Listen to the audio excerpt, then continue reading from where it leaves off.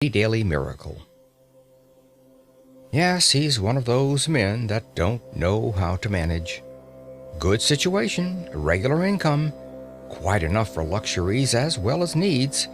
Not really extravagant, and yet the fellow's always in difficulties. Somehow he gets nothing out of his money. Excellent flat, half empty.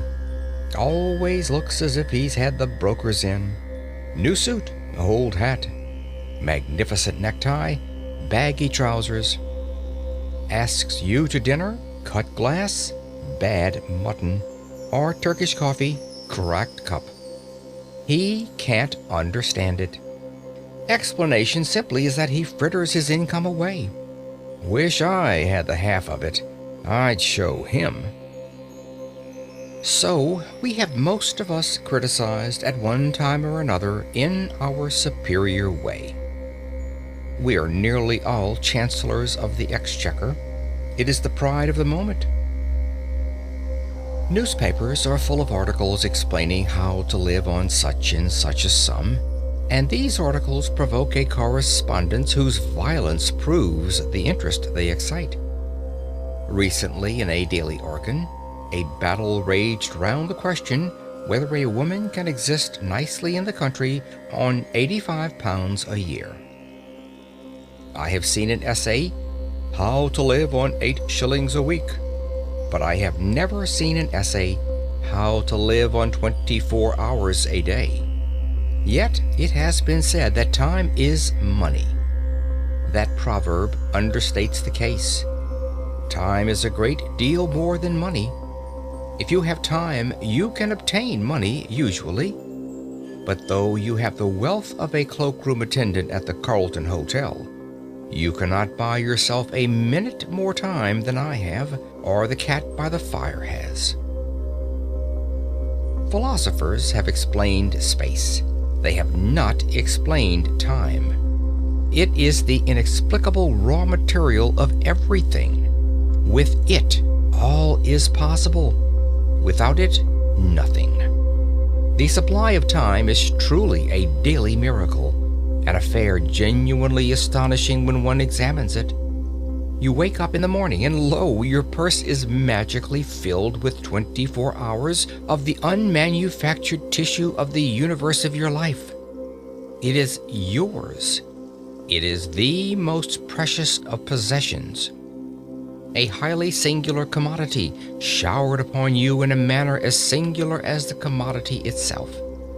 For remark, no one can take it from you. It is unstealable, and no one receives either more or less than you receive.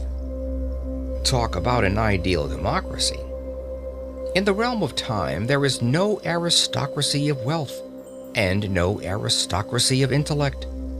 Genius is never rewarded by even an extra hour a day, and there is no punishment. Waste your infinitely precious commodity as much as you will, and the supply will never be withheld from you. No mysterious power will say, "This man is a fool, if not a knave. He does not deserve time. He shall be cut off at the meter." It is more certain than consols, and payment of income is not affected by Sundays. Moreover, you cannot draw on the future. Impossible to get into debt. You can only waste the passing moment. You cannot waste tomorrow. It is kept for you. You cannot waste the next hour. It is kept for you. I said the affair was a miracle. Is it not? You have to live on 24 hours of daily time. Out of it, you have to spin health, pleasure, money, content, respect, and the evolution of your immortal soul. Its right use, its most effective use, is a matter of the highest urgency and of the most thrilling actuality. All depends on that. Your happiness, the elusive prize that you are clutching for, my friends, depends on that. Strange that the newspapers, so enterprising and up-to-date as they are not full of how to live on a given income of time, instead of how to live on a given income of money. Money is far commoner than time. When one reflects, one perceives that money is just about the commonest thing there is. It encumbers the earth in gross heaps.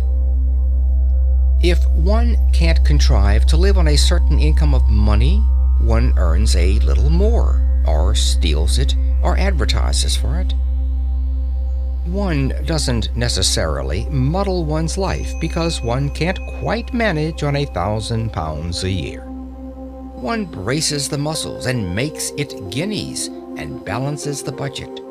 But if one cannot arrange that an income of 24 hours a day shall exactly cover all proper items of expenditure, one does muddle one's life definitely. The supply of time, though gloriously regular, is cruelly restricted. Which of us lives on 24 hours a day?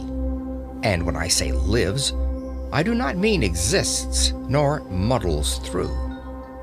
Which of us is free from that uneasy feeling that the great spending departments of his daily life are not managed as they ought to be?